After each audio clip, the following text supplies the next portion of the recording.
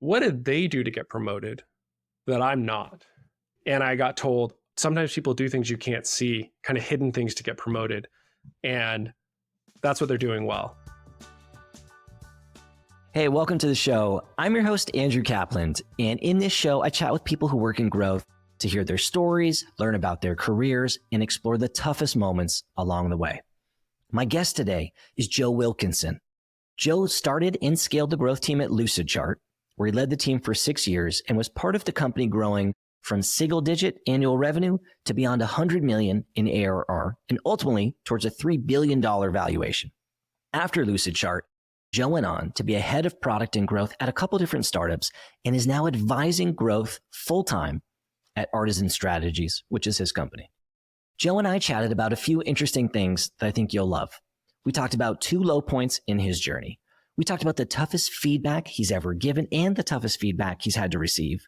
We talked about a time he struggled with self-doubt, and we explored why he wished he focused on meditation as a skill earlier in his career. We covered a ton of ground in this one. I think you'll love it. Let's jump right in. You recently passed 1 year starting your own gig, Artisan Strategies. How does it feel? I feel like there's a lot of people right now, they're thinking about starting their own thing, talking about it. You're 1 year in. It's amazing. It's been a long year, as I'm sure you felt when you went out and started building your own thing. When you start, you don't know if you're actually going to get there for a year as you start chipping away and you start trying to build.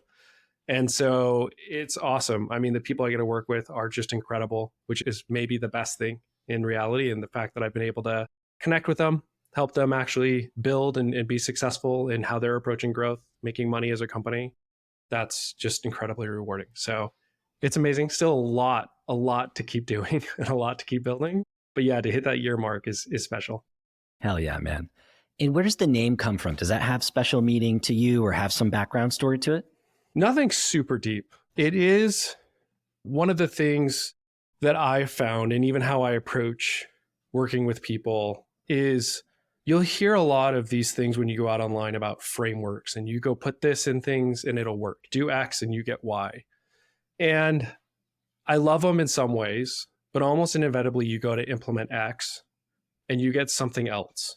And you say, what do I do? How do I adjust? How do I react? And this is part of what you explore on the emotional side. And so for me, what I try and approach everything from my Substack when I write to how I engage with clients is, let's go start, let's work together, let's go do something, and something's not going to work. And so we're going to then recalibrate, we're going to adjust, we're going to say, why didn't that work? And how do we get better? One of the things I always say on growth, that I know this isn't about actually doing growth, is most of your wins are going to come from your iterations, right? When you actually ship something, it does or doesn't work. And then you actually do something that you've learned off of that. And so that's the same concept. And so artisan, right, implies some sort of craft, some sort of less manufactured. And so that was kind of the thought of where it comes from. That's cool.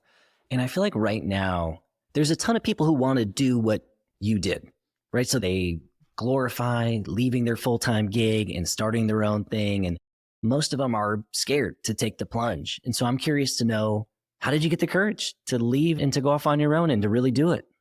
In some ways, you sort of just do it. Like, I don't know if the courage is there. It's something that I always thought that I would do and wanted to do. And in fact, in some ways, some of the success that I had or companies going well pulled me away from going back to that when I maybe would have done it earlier. And so as things kind of opened, I kept getting pulled there and wanting to go there. And it finally just made sense as something that I needed to go actually explore for myself, to go do. And for people thinking about it, I think you have to do a lot of soul searching and see if it really is right for you. And it's what you really something you want to do. And if you can, and if your company allows it, start dipping your toes in the water before you leap in, before you make the leap, because it takes some time to build. You have to work with people and figure out what works for them, what works for you, and how you can actually be valuable. And so doing that before you make the leap is a good thing if you can, but not everyone can. So that's what I did. The second most nervous time I've ever been in my whole life, the most nervous I've ever been was when I asked my wife's dad that let her know that I'd like to marry her, to ask for his blessing. That was the most nervous I've ever been. And the second most nervous is when I asked one of my former CEOs and let him know, hey, I'm eventually going to start my own thing. I'm going to start talking about it. I'm going to market it a little bit on social media. I might do it 5 years from now. I might do it 10 years from now, I might do it in a year. I don't know, but I need to scratch the itch. And so did Yeah. you have any of that? Did you have to tell anybody? Were you nervous about it? Or was this just something that felt like the right timing and you just went for it? I mean, obviously I talked with my wife and we had that conversation, and it's something that we had been having for a long time. In terms of work, I think one of the things, if you look at this, and as I was thinking about what it would be, and early on, you don't know exactly what you're going to do, is I had realized as an employee, if you like the world of startups, you make a VC-like bet, but you can only make it in one company usually, and you have to fully commit to it. And for years, right? Not just money, but for time. And so, I had some companies that I had a great experience with myself, but the companies themselves weren't going well. They didn't necessarily fit with me in particular. And so that's where I had sort of realized, hey, one company that had done really well, and that had been great. Other companies that had their own good things and their own bad things. But, at the beginning of last year, I said, hey, one, I in particular get really excited about products. It's very easy to sell me on your product. And this is part of why I like doing what I'm doing. But I realized, hey, there's some value in just taking a step back and getting some distance too. And saying, I'll help you, but I'm not fully committing to it. But then I realized, hey, I actually can be really helpful with multiple companies. And so that's kind of how it evolved, and I'm lucky in this way. Not everyone gets to, and I think there's some value of having experience. But how do I sort of get some distance and not have to fully commit to the next company? Because especially if you rewind last year, but it's true now, you had valuations just massively through the roof. So any conversation you're having with a startup is just totally out of whack. You have questions of whether or not they're going to last. Everyone's saying, hey, there's a whole batch of startups that aren't going to get funding in the next year, and you're going to see a bunch of them turn out and fail. And so I had all those questions in the market in terms of like, do you actually even want to jump back into the market? And so that was a lot of the other stuff that was going on too.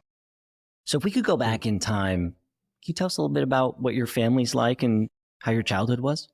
Yeah. I grew up here in Utah, where I am now. It was a much smaller of a place at the time, right? There were cow fields nearby where I am even now. And it's actually much more of a city. I was always interested in technology, always interested in, I would say, innovation and moving things forward. Love the ideas of building and creating. And so as I kind of explored and learned more about the world, I got pulled in different ways. Most in particular, I got really into, and I love economics. And so I studied economics in university. But there's another balance that was, hey, what does it mean to like actually start a company, and like where do entrepreneurs fit within the economic model? And there's actually to me, an interesting question around there of how entrepreneurs fit. So then I got involved with the venture capital fund, and that sort of said, wow, like there's this whole world that is thinking about building and creating and taking these risks and going out there. And, my dad was an attorney. And so he was out on his own, not part of a firm. So that was always some aspect, but less on the tech. But I'd always loved tech. And so it was that fusion of those two things that brought me into the startup world in general. And then growth was, in some ways, I've always said, it's the perfect thing for someone who studied economics, because you get to deal with like how people think and how people react, but you get to deal with numbers and actually do experiments. And so it was a lot of fun for me to get started and kept going. And as a kid, like looking back on it now, were there moments in your childhood that kind of teed you up for this? You talked about your dad who was off on his own. Obviously, that showed you a model to eventually go off on your own. My parents are also small business owners, so I got that gift as well. But I'm curious if there were other areas about either your economics interests or your growth interests that were there from a younger age. I always just loved the idea of businesses, and I honestly don't know why. Even, looking back now, but it was just something about, hey, you can create something, you can give it to somebody that's valuable to them. They can show you that they value it through usually money, but even an exchange of something. And I can't tell you where that came from because I really don't know, but it's something that I've always enjoyed. Like I started investing in stocks through my dad when I was 14 and just getting that model. So maybe it was some of that. Did you have like little businesses and things outside of the stock market?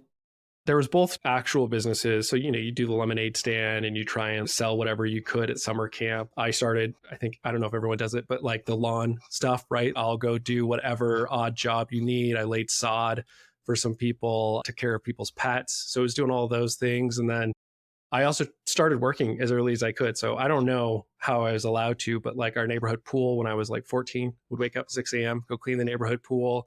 There's these like little corn stands here in Utah on the side of the road that you basically like get to run your own corn stand. So when I was about 15, my parents would drive me there. I'd start selling the corn through the whole day. I just always wanted to start working. And people said, don't start too early, but I liked it. And in many ways, I still do. So I was that odd kid. That's dope. When I was little, I used to have a grip tape business. So I was into skateboarding. And like at a young age, there was like a make your own skateboard thing in shop class, like in middle school, like 6th, 7th grade. And through that, you could get materials at cost. And there was a phase where there was all these designed grip tapes. So there was like a skull on it and flames on it. And it was like $12 a sheet. And so through the school, you could get it for $3. So I used to buy them for $3 through the school, and I'd sell them in my neighborhood for like $8. And I had this good little arbitrage hustle going on. So I always like to just hear if folks have other things. So you talked about the core thing, you talked about a few other things, the neighborhood pool. So you go on, you get into tech, you have a hell of a run. So you had a long run at Lucid. You go on to have other product and leadership roles at Poly, Hi Hello. You've been a growth advisor for a ton of different companies, obviously more recently. I'm curious to know, what is a mistake or a challenging moment earlier in your career that looking back, you wish you could do differently or undo? I was listening to one of your podcasts with Adam Fishman, and he talked about how things start becoming all about people. And this was maybe one of the earlier introductions to how complex things can get with people. And so we had grown the team, we had started growing it, and there was this person that was just doing a phenomenal job. And they had come up as an analyst on the team, fresh out of college, and they just were hitting every benchmark. And I eventually knew, hey, I am going to move in some way, take over more teams or even leave the company, but like my spot is going to be empty. And so they're going to take it over. And that's kind of what I had in mind. You can't share that with them necessarily. You give them signals, hey, you're doing a good job, but you never know if you're actually going to get promoted or you're going to leave. This is during your time at Lucid? Yeah, Lucid. Cool. And how far in on your run there? I just want to contextualize it for the listeners. It was probably 4 years at this point. So you're 4 years in. So you moved up, director of growth. And without sharing anything that will identify this person, so you have a person on your team. I won't ask you questions that'll get us too close to that. Keep going. So they were doing a phenomenal job. And so there's a couple different products. And so we were focused on one really almost entirely. And the other kind of head of the other product, kind of almost basically another business unit, had said, hey, we'd love to get some of the value you're creating over on our side. So we said, hey, there's a great opportunity for this person, get sort of 30% of their time and they can level up. So they did that for 3-4 months. And then it got weird. So they basically said, hey, we'll give you a promotion and a raise and you leave the team and come over fully dedicated to our team. So the person who you had tapped, who's on your team, gives a little bit of their time to this other team. And then all of a sudden the other team says, hey, come join us full time. Yeah. And then at the same time, it had a new VP of marketing come in. So he was my boss. And he says, how can they do this? And how can they offer a promotion to someone on our team and a raise? And it was one of those things where as you're trying to navigate it, you say, hey, how do I help? Like they're right. The VP of marketing is right. How can we let other people pull someone away? At the same time, this person thinks it's a really good idea for them. Yet you can see the whole picture and say, hey, actually the whole picture, this is not going to work out that well for you versus what the alternative is. But you can't pitch them on that alternative. You can't say, hey, come take over for me in a year or something. I mean, you could. And that's sort of, as I look back, maybe I should have been more clear on that opportunity. And so as I look back, it started getting these tensions between all the groups.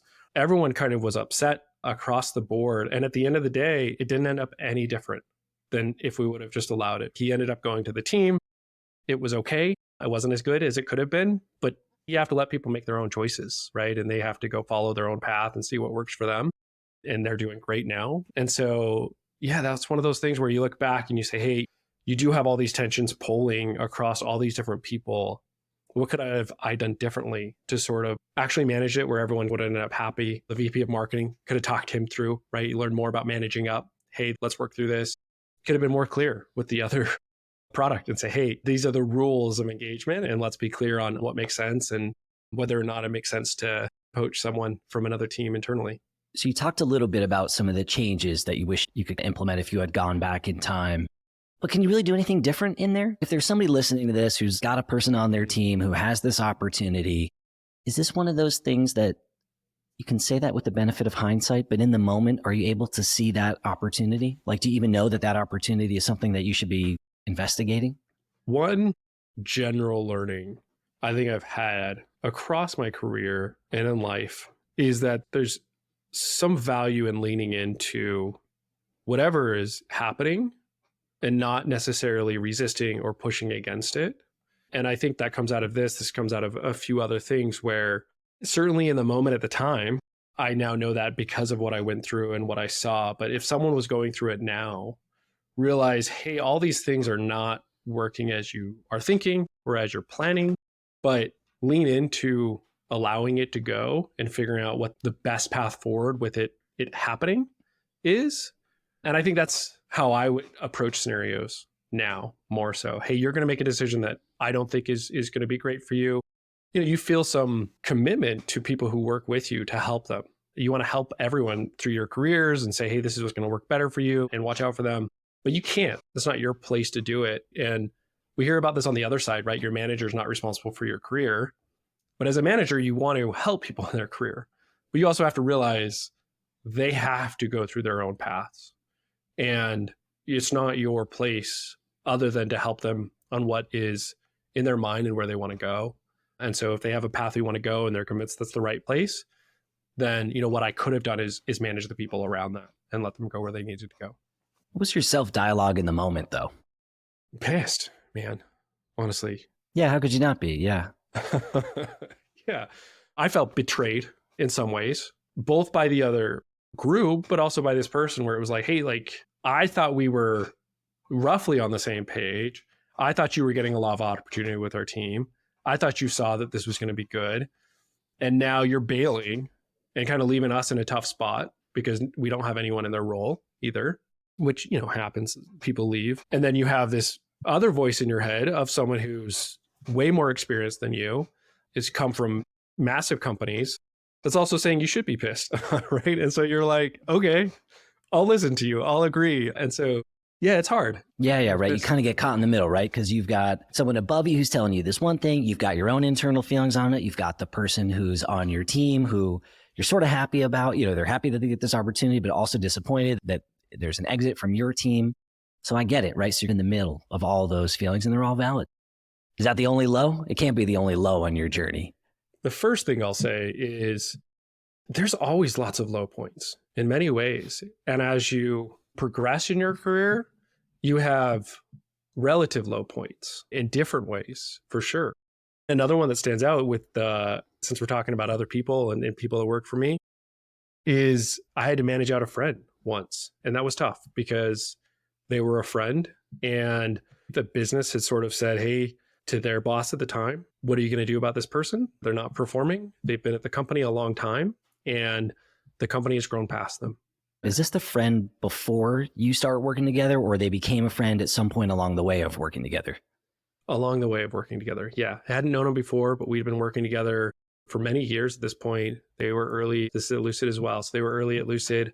And it was clear to a lot of people around them. One of the things that I say is as a startup grows, I know you probably experienced this. You were really early at HubSpot and a few other places, that I say you have to break yourself and then like re-become what that company needs. And depending on how fast that company is growing, you have to do that every year or 2 years, maybe even more often sometimes. And even for me, eventually, right, I said, hey, Lucid, what I need to become is not what I want to become. And so time to move on. And so there was really this place where I think the company had realized it. This person hadn't necessarily. And no one could figure out how to deal with it, weirdly enough. And so then they moved them under my team and they said, deal with it. Brutal. Oh, what a brutal spot to be in. Right? Because I was going to ask if it was like someone who was on your team a long time or if it was a short amount of time. So this is someone who you've worked with for a long time, hasn't been on your team. You formed a friendship, as you do when you work in an office and you're around the same people all the time. Are you aware that they're underperforming or that there's performance conversations going on before all this happens, before they get put on your team? Yeah. So you're aware that there's stuff going on. Mm-hmm. To be clear and fair to this person, I think the hard part is they had been a very high performer at the company. They were a hard worker, but what the company now needed was a mismatch with what they wanted to become. That difference results in them not producing things for the company, whether or not they're a high performer, right? They could go into another role or you find the right role for them. They could be a high performer. And the hard part is they had tried to move them to a couple different spots and said, hey, do you want to go be a high performer here? And so the sort of final stop at their career journey was my team, and said, okay, here's the spot where either you figure it out or you don't. The mandate to me was you figure it out with them or they need to leave. And that sucks. You don't know what to share either, because you want to be a good friend, but you also want to be a good employee and a good manager to the company. And so sharing, hey, the company has grown beyond you. And how do you have that conversation? It's tough. And eventually that is what happened. And we essentially said, hey, here is what we can make work. And this is the best that we can possibly come up with. If it resonates with what you want to do, let's go. But that's it. This is the only kind of place now. And so they eventually, maybe 3 months later, found a new job and moved on. But yeah, it's tough, man. That's really tough. I have coached someone who had to manage someone out on their team, who actually had to let someone go on their team who they were friends with. And I saw up close and personally how tough it was for them, emotionally, physically, sleep-wise, quality of life-wise. It really was impacting them. And so I would imagine the same is probably true here. Like, was this something that was impacting your sleep? Were you thinking about this outside of work? Like, was this a thing that was impacting your day-to-day? Yeah. It still bothers me as I look back, right? You say, how could I have dealt with this better? Because you want to help them get to a good spot. You would love to have them stay at the company longer because you're trying to solve this problem all the time of like, how do I connect these dots that aren't connecting? How do I either help them realize where they should be? How do I help them get up to the level that they need to be? Or how do you craft something that works for them in the company that works for them, and makes them happy? And so you're just, for me, at least, constantly trying to figure that out. And sometimes you can't, right? And then they have to figure out what that means for them. Yeah. And in this circumstance, it doesn't sound like you had to have, like you didn't have to let this person go, right? There wasn't one day where you went into work and you had to have a tough conversation with HR on the call. It sounds like you had a series of softer conversations and then they came to the conclusion and they moved on. Am I hearing that right? You are. The softer conversations were hard. Yeah. Sorry, I don't mean to gloss over it. No, of course. Yeah. I don't think you were approaching that way, but it really was because they have to say, hey, help me. I want this out of my career.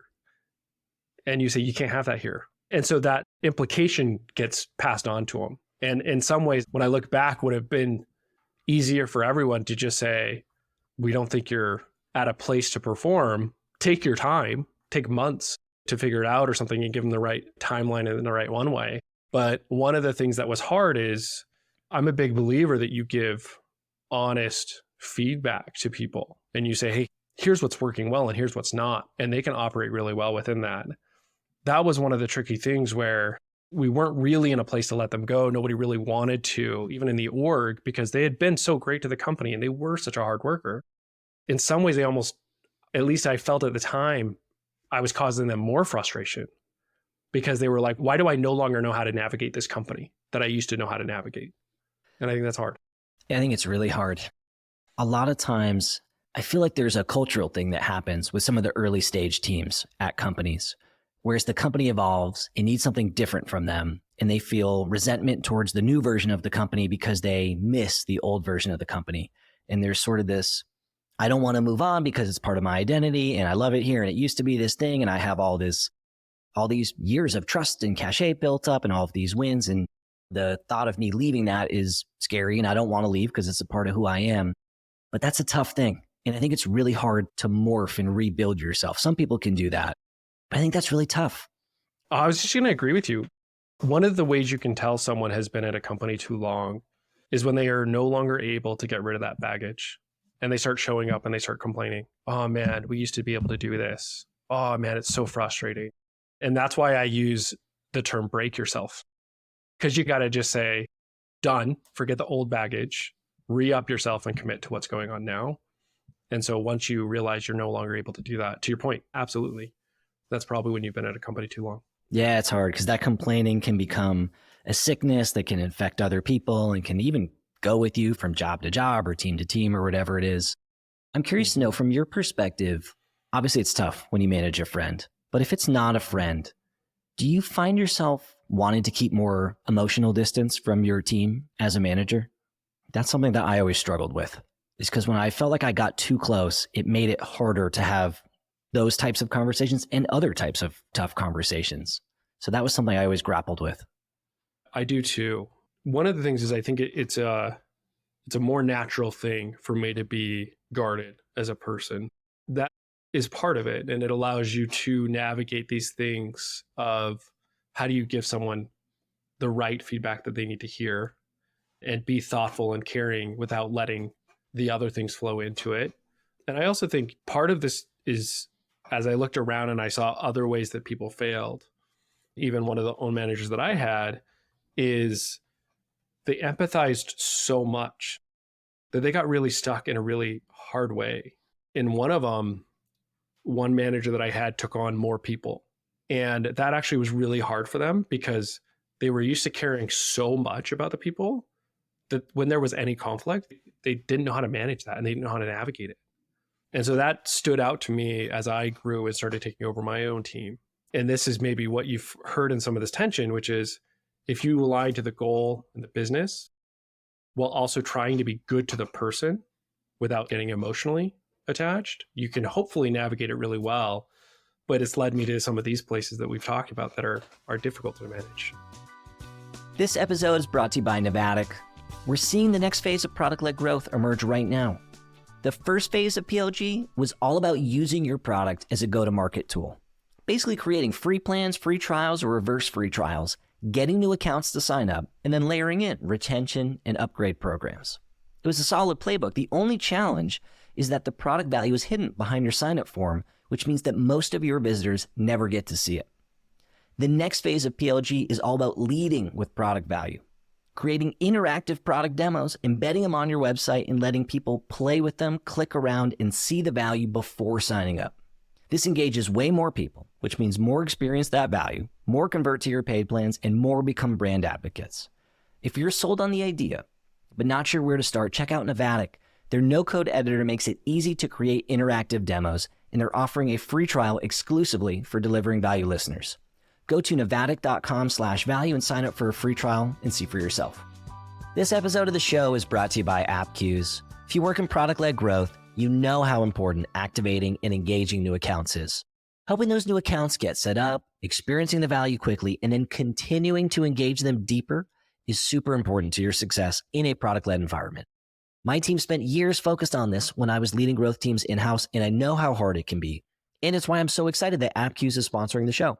They're the leading product onboarding and adoption platform for web and mobile apps. And they created the Product Adoption Academy, which is where you can go get a free masterclass, think courses, templates, examples, etc., to help you level up your product chops. And if you haven't already, check out my Value First onboarding course in the Academy, where I share the exact framework my teams created that helped us onboard and activate hundreds of thousands of new users during my time at Wistia. Check out the Academy at appqs.com/product-adoption-academy or my personal Value First onboarding course at appqs.com/value. I always felt like the people side of the work was way harder than the tactical side, right? The tactical side is so black and white, usually very clear, and it's getting from, hey, I have this idea to how do we lead a team and navigate the politics and bring people along, and that's the hard stuff, and deal with conflict with other teams and all that kind of stuff. So we're talking a little bit about feedback, really feedback that you've had to give that's been tough.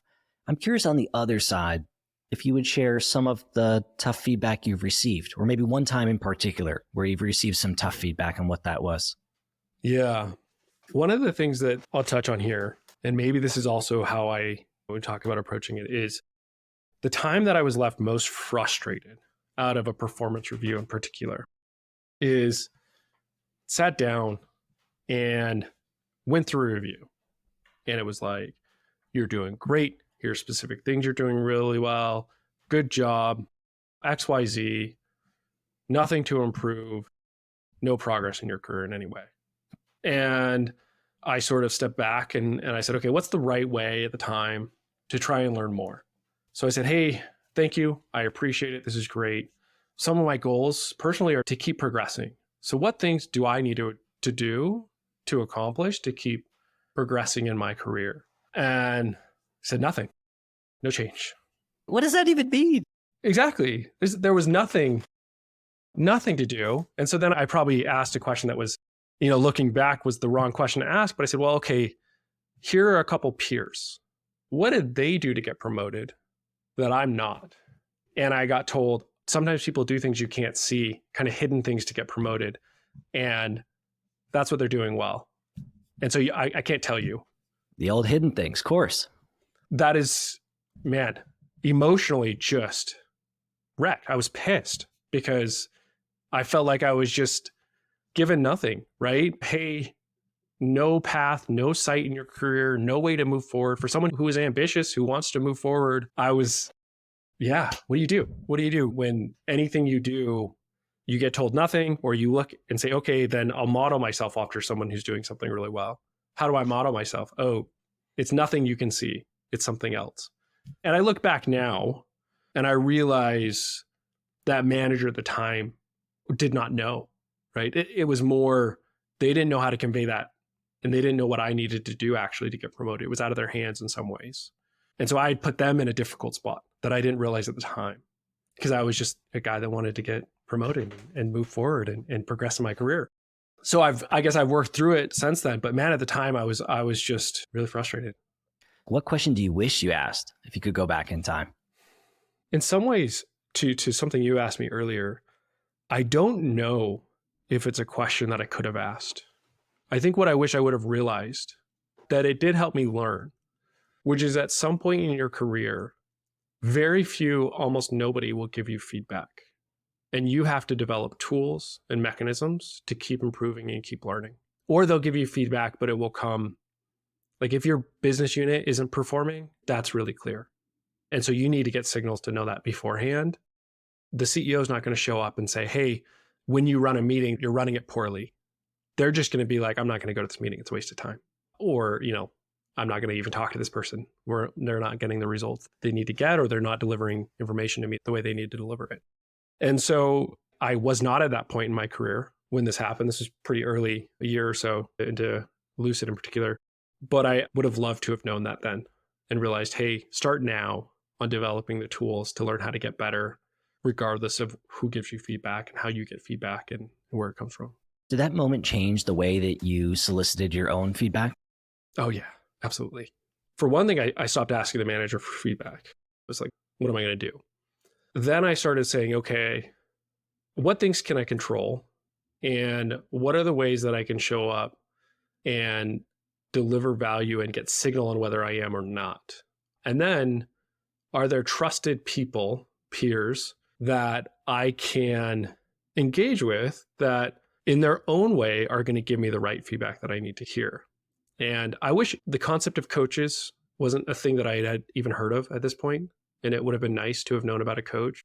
I was lucky enough to become really close with the head of design, Lucid, and we developed a very clear relationship. And we're very good friends even today. He was texting me earlier this week.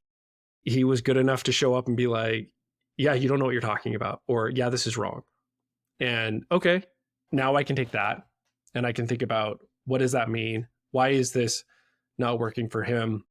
And actually, one of the most important things I heard about feedback, it's a little bit separate, but this very senior person at the company, we were out to lunch and they had done a company survey. And I was talking to him. I said, hey, how do you feel about the company survey?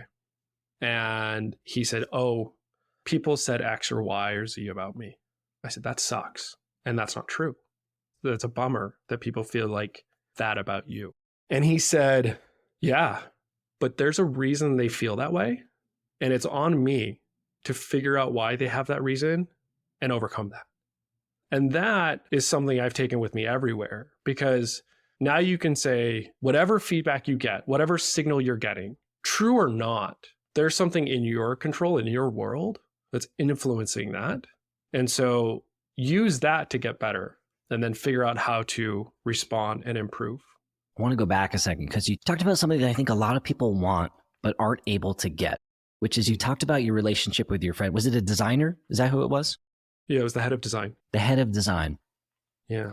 And it sounds like you got to a point where the two of you were able to shoot each other straight, so to speak. I mean, those are not my words, not yours, but give each other real feedback. How did that come to be? How did that start?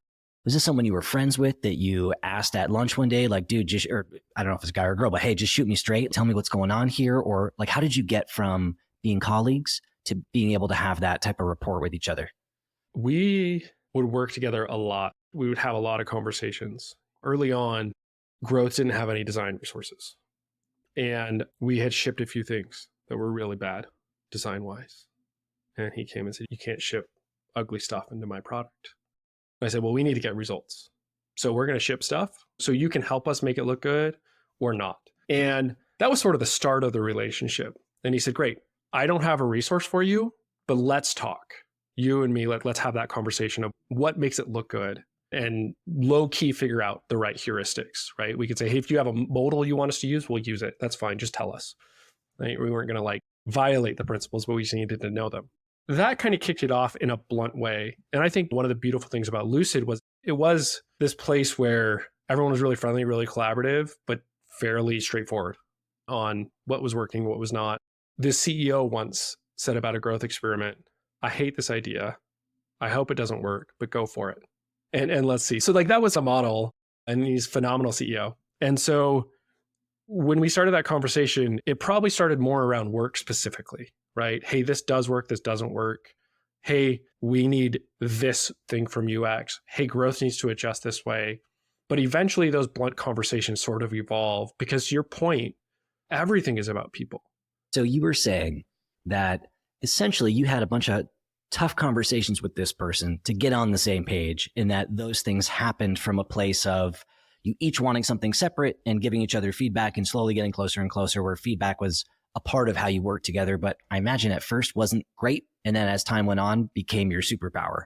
Yeah. And I think what I was going to mention is you had mentioned before, right? So much is about people. And I'd argue at this point, everything is about people. Like the ability to ship anything good is how good the individual is that's trying to ship it and how well they are connected as a group. And so as we were giving feedback to each other, it progresses into individual feedback. And sometimes it would veer maybe too far. You know, I remember one time he said something and I was like, that's bullshit. Like, you know, that's wrong. And that was like really rude. And he was like, you're right. And here's why I had that impression. And here's why I said what I said to that point earlier, right? Like, why does he have that impression? And then we worked through it because he had some real concern about what it was. And I don't remember even what it was specifically that he was feeling that I needed to adjust, even if his vocalization of it was wrong. And I think to your question earlier, the ability for him to say that and me to tell him that it was bullshit, but also sit there and work through with him and him to let me say that, like you bond over that also. Wow, we just had a conversation that could have left either of us really mad and left. But you didn't. That moved it forward too. Yeah. Why do you think your relationship grew closer because of that? Where there's maybe a different version of this story or somebody who's listening to this who's saying, man, I work with this person who's just a fucking asshole. I can say whatever I want and they're going to tell me to fuck off and I just kind of hate them and whatever, right? So your journey didn't go that way. It went in this other way. And as you reflect back on it, why do you think that is? I think it's something that's beautiful about startups in particular. Your interview with Fishman, which was great. I know I brought it up a couple times. He mentioned how I think at Lyft, the job becomes more about politics and edging people out and carving space. There's this book I love called Loon Shots that basically says at a certain size, spending an extra hour or two helping the company be more successful is actually the right thing for you in your career than spending an extra hour hobnobbing and socializing to get that bump in promotion. It's better to have a lower title at a company that 10Xs than get a promotion at a company that's shrinking, right? Or some version of that. But if you're at a McKinsey, you're not going to contribute to McKinsey that much as an individual. So you're going to spend that time adjusting. And it's not against McKinsey, any 10,000 person company or whatever it is.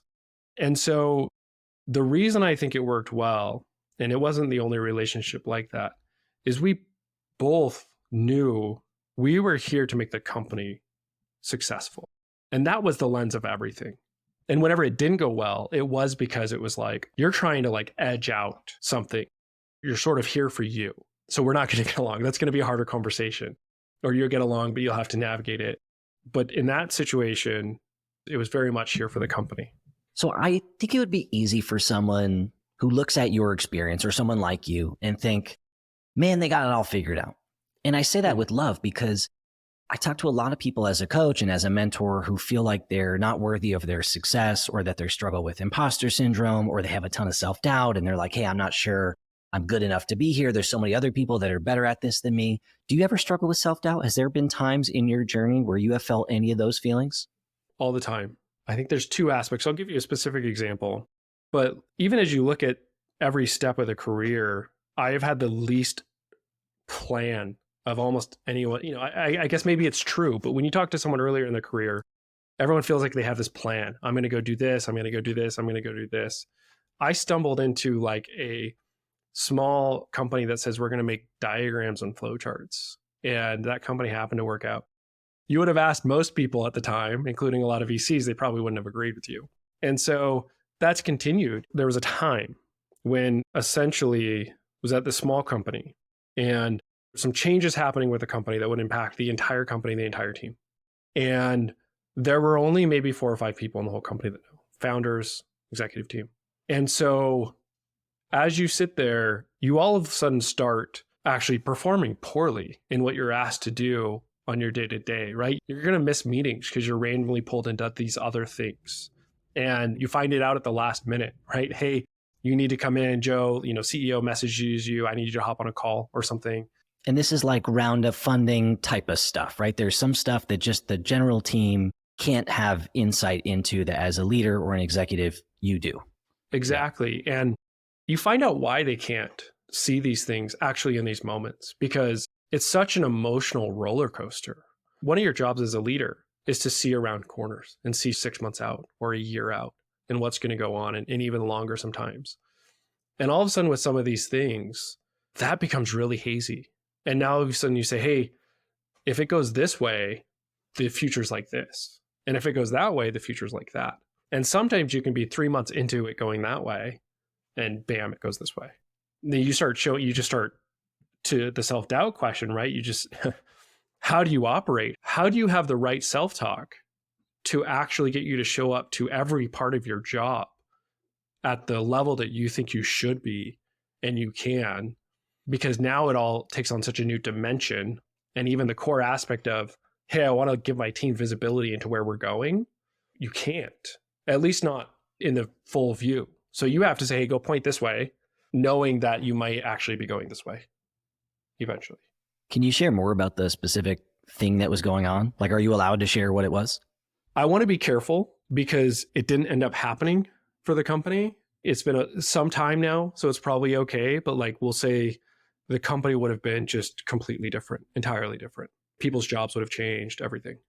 And so I think it's cool timing for you to share this because it's a weird time in tech. And I think that there's a lot of leaders who know about major changes. Could be an acquisition. It could be some layoffs that are happening.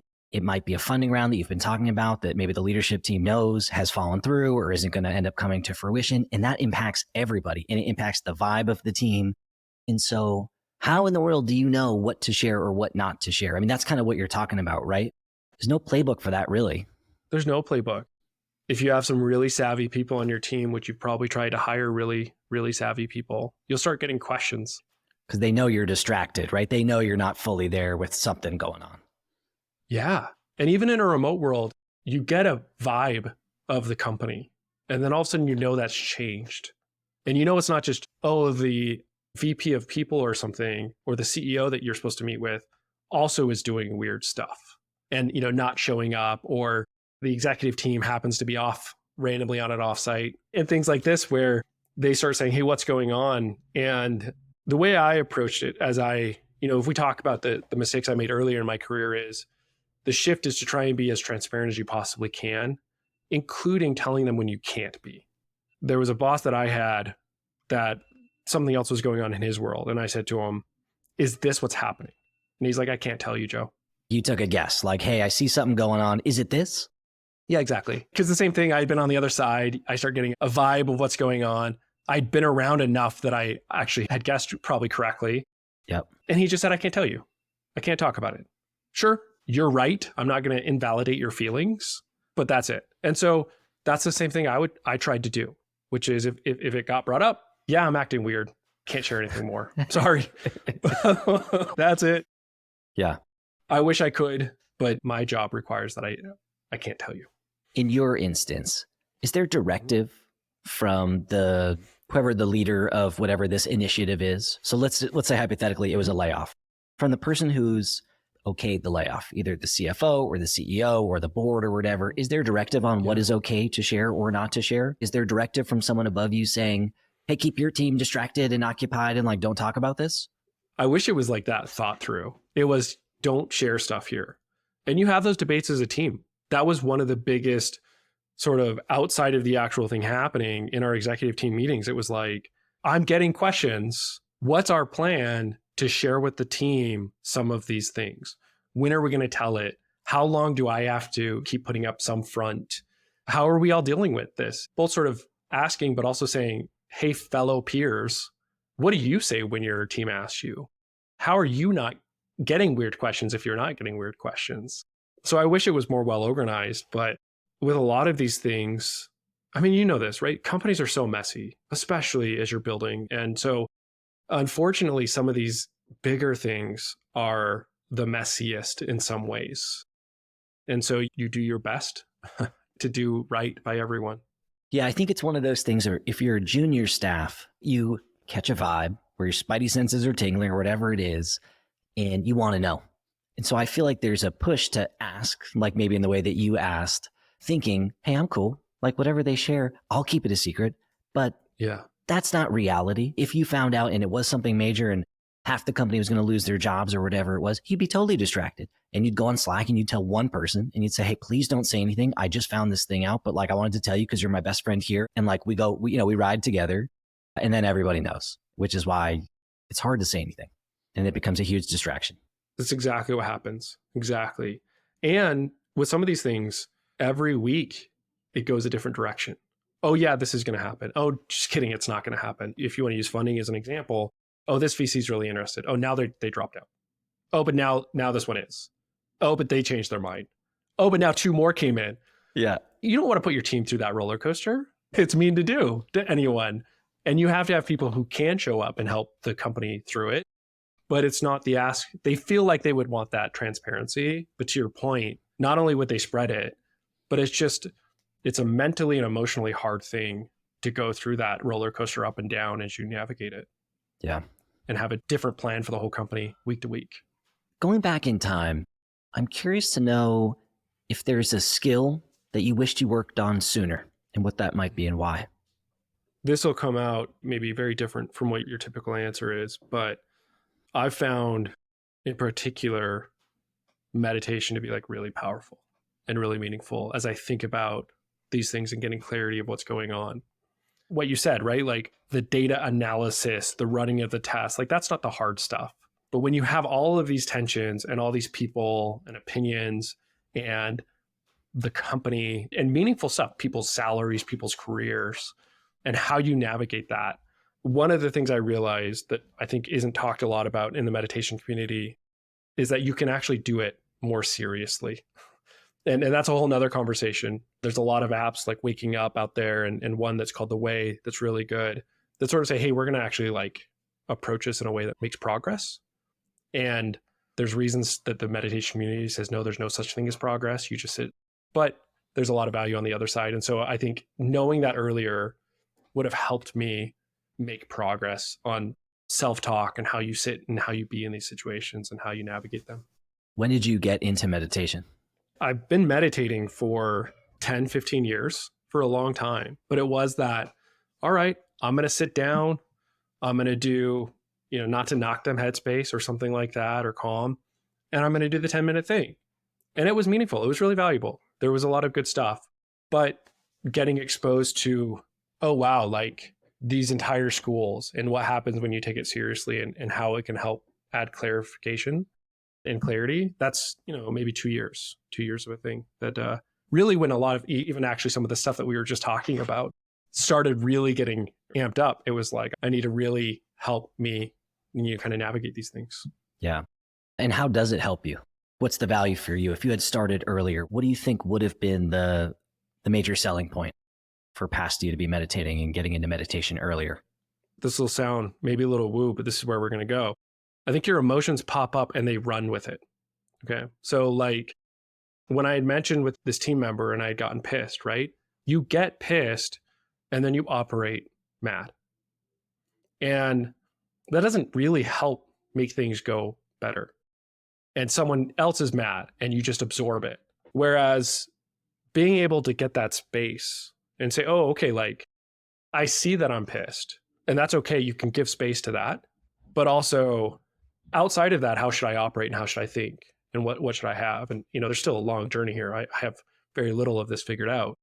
But that's sort of where you say, okay, now with that space, how should I think? How should I operate? And that's where, if you go back to the very recent one that we were just talking about, right? It was, okay, now with this space, how can I help this team member that's asking these questions do well? And how can I operate here? Any of these mistakes, it feels like, okay, if I had emotional space, I could have thought about it really well and even acknowledge that it's there and appreciate it, then move forward. So I think that's how it's been different. I love that answer. I want that to be my answer for what it's worth. I'm also into meditation. I went down, a personal journey of my own that got me into meditation after some tough work stuff that was the trigger for me. And I feel like it takes a while to find the right meditation teacher, so to speak. Like you kind of need to hear it in a way that resonates with you, and that is going to be different for everybody.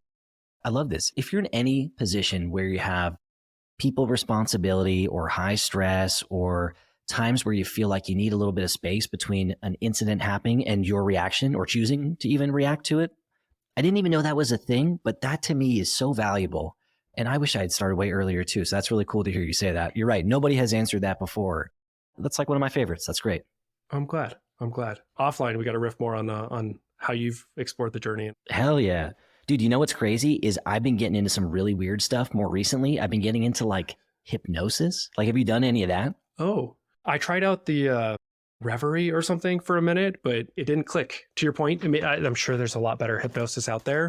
Yeah, so no, but I've heard about it. It's wild, man. Yeah, it's wild. I just got into it. I mean, just bite size for me, on Instagram or on TikTok or on YouTube, like I'll pull up like a, 6-minute long hypnosis. And it's kind of like meditating where you just sort of like a guided meditation where you just stay really present and you slow down and you focus on the voice. And at some point when you have a really good meditation, I feel like you sort of emerge out of it and you're like, wow, I feel warm and relaxed and like just really chill. And that's how I feel, not always, but maybe one out of, probably only done it 20 times, but I'd say like 1 out of 10. So maybe twice I've had that feeling.